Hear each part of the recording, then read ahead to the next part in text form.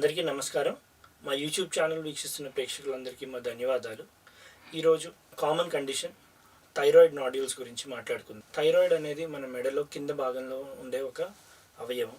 మన day to day యాక్టివిటీస్కి ఇది చాలా ఇంపార్టెంట్.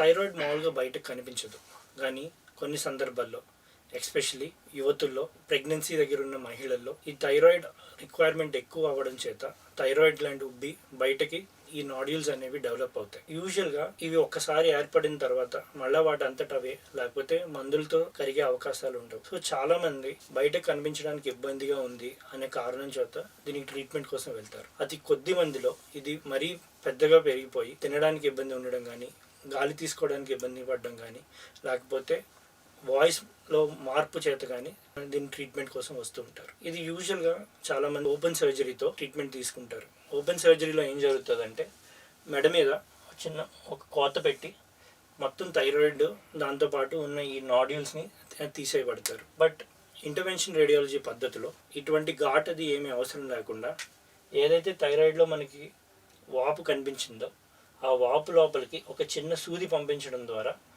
మనం ట్రీట్ చేయొచ్చు. ఈ సూదిని ఎప్పుడైతే మన ఆర్ఎఫ్ జనరేటర్ అంటే రేడియో ఫ్రీక్వెన్సీ జనరేటర్ కనెక్ట్ చేస్తామో ఈ మొత్తం నాడ్యూల్ని మనం కరిగించేయచ్చు. ఈ ప్రొసీజర్కి మనం ఎటువంటి కోత కానీ మత్తు కానీ అవసరం లేకుండా చేయొచ్చు. సో దీనికి సర్జరీకి ఉన్న వ్యత్యాసాలు ఏంటి? సర్జరీలో మన మెడ మీద ఒక ఘాటు కనిపిస్తుంది. ఈ ఆర్ఎఫ్ అబ్లేషన్లో ఎటువంటి ఘాటు అవసరం లేకుండా చిన్న రంధ్రం ద్వారా ఈ ప్రొసీజర్ చేయడం కుదురుతుంది. సర్జరీ చేయాలంటే కంప్లీట్గా మత్తు ఇచ్చి చేయాల్సి ఉంటుంది.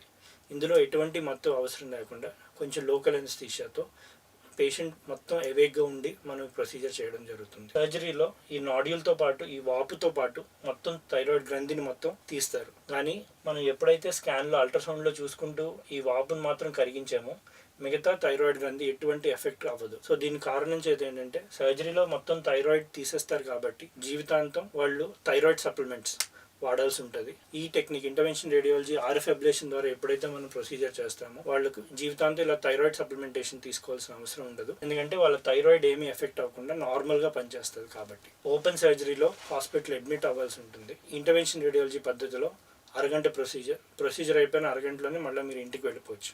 ఎటువంటి అడ్మిషన్ అవసరం లేదు. ఓపెన్ సర్జరీలో బ్లడ్ లాస్ అవకాశం ఉంటుంది. ఇందులో ఎటువంటి బ్లడ్ లాస్ అవకాశం ఉండదు. ఎందుకంటే మనం అతి చిన్న రంధ్రం ద్వారా చేస్తున్నాం కాబట్టి. వాయిస్ మార్పు కానీ ఇలాంటివన్నీ ఆర్ఎఫ్ పద్ధతి ద్వారా చికిత్స అందించినప్పుడు అవకాశాలు చాలా తక్కువ. సో ఇన్ని అడ్వాంటేజెస్ ఉన్నప్పుడు మనం ఆర్ఎఫ్కి ఎందుకు వెళ్ళకూడదు? సో ఈ ఆర్ఎఫ్ ద్వారా ట్రీట్ చేసిన ఈ వాపు యూజువలీ 3 నుంచి 6 నెలల్లో 10 సెంటీమీటర్లు ఉన్నది 0.5 సెంటీమీటర్ కన్నా తక్కువ చేరుతుంది. అంటే 3 నుంచి 6 నెలల్లో దీని సైజ్ 95% కన్నా తక్కువ చెందుతుంది. ఎటువంటి కోత, ఎటువంటి మత్తు, జీవితాంతం థైరాయిడ్ బిళ్ళలు వాడాల్సిన అవసరం లేకుండా ఇది మనం సాధించగలుగుతాం. ఈ వీడియో వీక్షించినందుకు మా ధన్యవాదాలు. దయచేసి మా ఛానల్ సబ్స్క్రైబ్ చేసుకోండి. ఆల్రెడీ సబ్స్క్రైబ్ చేసుకున్న వాడికి మా ధన్యవాదాలు.